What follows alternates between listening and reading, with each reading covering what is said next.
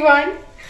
മാൽദീവ്സിൽ work ചെയ്യാനായിട്ട് interested ആയിട്ടുള്ള കുറെ ഇന്ത്യൻ ടീച്ചേഴ്സും മലയാളികളും എനിക്ക് മെസ്സേജ് അയക്കാറുണ്ട്.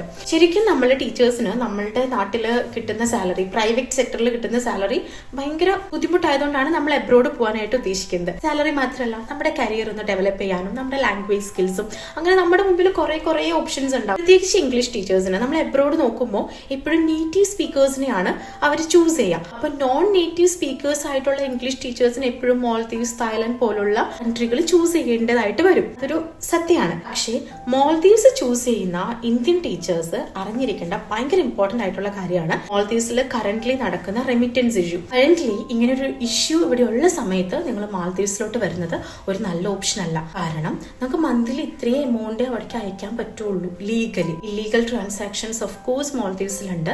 പക്ഷെ ആ ഇല്ലീഗൽ ട്രാൻസാക്ഷൻസ് നമുക്ക് ഒരുപാട് ഫ്യൂച്ചർ പ്രോബ്ലംസ് ഉണ്ടാക്കും. മാൽദീവ്സിൽ വർക്ക് ചെയ്യുന്ന ഒരു ടീച്ചർ എന്ന നിലയിൽ എനിക്ക് ഇവിടെ നല്ല ഇഷ്ടമാണ്, നല്ല കൺട്രിയാണ്, കുറെ പോസിറ്റീവ് ഗുണങ്ങളുണ്ട്. എങ്ങനെയൊക്കെ കുറെ പേര് കുറ്റം പറയുന്നത് ഞാൻ കേട്ടിട്ടുണ്ട്. ഭയങ്കര മോശമാണ് സ്റ്റുഡൻസ്.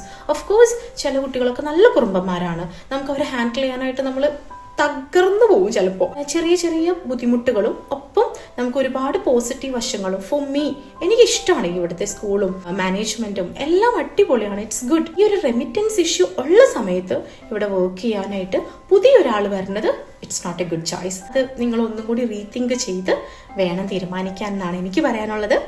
ബൈ.